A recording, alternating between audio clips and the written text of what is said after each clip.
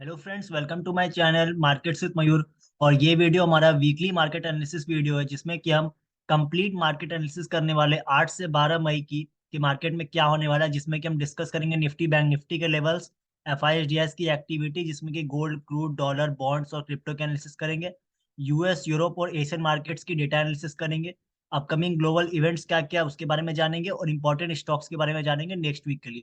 तो चलिए वीडियो को शुरू करते हैं। सबसे पहले निफ्टी एंड बैंक निफ्टी की वीकली एनालिसिस। जैसा कि हम देख सकते हैं, निफ्टी वीक ऑन वीक में फ्लैट क्लोज हुई है 18,000 पर, और बैंक निफ्टी 42,660 पे क्लोज हुई है, जो कि 1% डाउन रही है। और निफ्टी आईटी भी फ्लैट क्लोज हुई है। जैसा कि हम ये नीचे चार्ट में देख सकते हैं, निफ्टी में अगर आप ये देखिए, ऊपर से एक फॉल आ रहा था और फॉल आके यहाँ तक ये डाउनवर्ड मूव आया। इसके बाद इसने एक हेड एंड शोल्डर का फॉर्मेशन बनाया, और उसके बाद अब इसमें एक ब्रेकआउट हुआ है, जो कि अभी एक बड़ा साइज का हेड एंड शोल्डर बनाने की ट्राई कर रहा है। तो अब इस वीक में जैसा हम देख सकते हैं, थर्सडे को एक बहुत अच्छी तेजी आई और इसने 18,275 का इसने हाई बनाया, और उसके बाद इसमें फॉल स्टार्ट हुआ है। तो अब आने वाले वीक के लिए इसके लिए सबसे बड़ा रेजिस्टेंस यही होगा 18,275, क्योंकि आप पहले भी देख सकते हैं ये एक जगह था जहां से इसने रेजिस्टेंस लिया। उसके बाद ये पूरा फॉलिंग चल रहा था, अभी ऊपर आके यहीं पर जाके रेजिस्टेंस लिया है। और नीचे की तरफ अगर ये फॉल होता है, तो जैसा कि हम देख सकते हैं, जब ये पूरी फॉल हुई थी, ये वो जगह है 17,800। यहाँ पर इसने बहुत बार सपोर्ट लिया, बाद में ऊपर आने के टाइम में इसमें रेजिस्टेंस लिया था। तो अब यही एरिया इसके लिए सपोर्ट का काम कर सकता है। तो अगले वीक के लिए हमारा सपोर्ट हो जाएगा 17,800 और रेजिस्टेंस हो जाएगा 18,275। अब हम आते हैं बैंक निफ्टी के एनालिसिस पर। बैंक निफ्टी का भी जैसे हम देख सकते हैं, बैंक निफ्टी ने एक बहुत अच्छी थर्सडे को रैली थी, उसके बाद फ्राइडे को एक बहुत तगड़ा इसमें क्रैश आया। ये रैली थर्सडे को लास्ट मिनट में एचडीएफसी बैंक की वजह से आई थी, और फ्राइडे को ये पूरा का पूरा क्रैश एचडीएफसी बैंक के 6% क्रैश होने की वजह से आया है। तो बैंक निफ्टी में हम देख सकते हैं, ये एक बहुत एक तगड़ा रेजिस्टेंस पॉइंट बन गया 43,500। और सपोर्ट के लिए हम ये जो एरिया जहां इसने बहुत बार सपोर्ट लिया, पहले इसने यहाँ पर रेजिस्टेंस लिया था, बाद में इसने सपोर्ट लिया, फिर यहाँ इसने रेजिस्टेंस लिया। तो ये एक एरिया है 42,000 के आसपास का, जहां पर इसमें हम अच्छा खासा सपोर्ट इस वीक के लिए एज्यूम कर सकते हैं।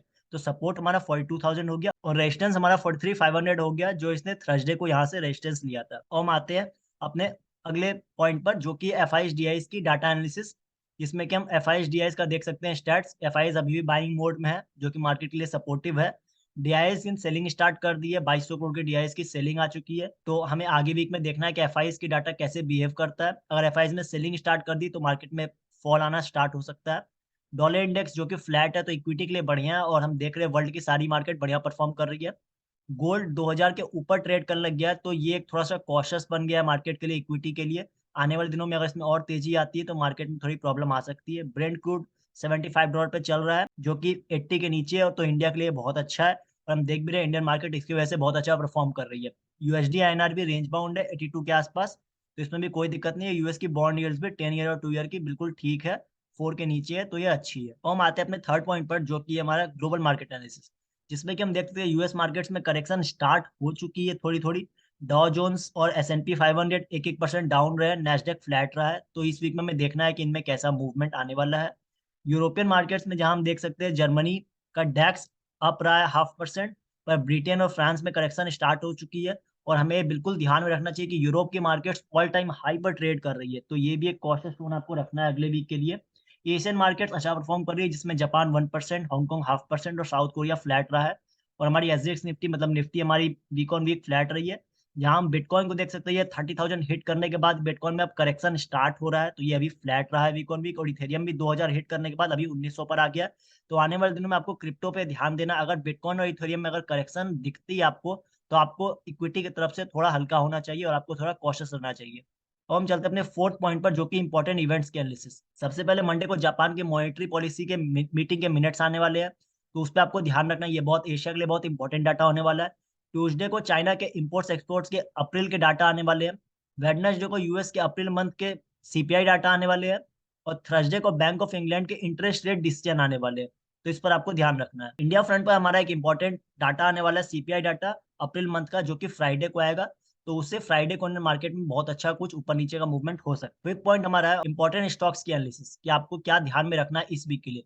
मंडे को हम एफएमसीजी जायंट्स ब्रिटानिया और मैरिको, जिनके रिजल्ट्स आए हैं फ्राइडे सैटरडे को, उनके रिजल्ट्स पर रिएक्शन देखने वाले मार्केट में। मंडे को पीडीलाइट, कैनरा बैंक और यूपीएल के रिजल्ट्स आने वाले, जिसकी वजह से केमिकल सेक्टर में और पीएसयू बैंकिंग सेक्टर में आपको कुछ अच्छा मूवमेंट दिख सकता है। ट्यूसडे को एसआरएफ, आईजीएल और लुपिन के रिजल्ट्स आने वाले हैं।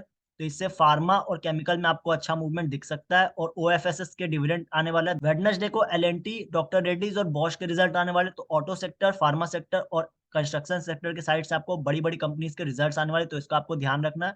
कोफोर्ज ने भी डिविडेंड अनाउंस किया ₹19 पर शेयर का, जिसकी एक्स डेट वेडनेसडे है। थर्सडे को एशियन पेंट्स, आइसर मोटर और एबी कैपिटल के रिजल्ट्स आने वाले। फ्राइडे को टाटा मोटर्स, ऑटो की जायंट, वेदांता मेटल की जायंट और सिप्ला फार्मा की और डीएलएफ के रिजल्ट्स आने वाले, तो इनसे आपको ध्यान रखना है।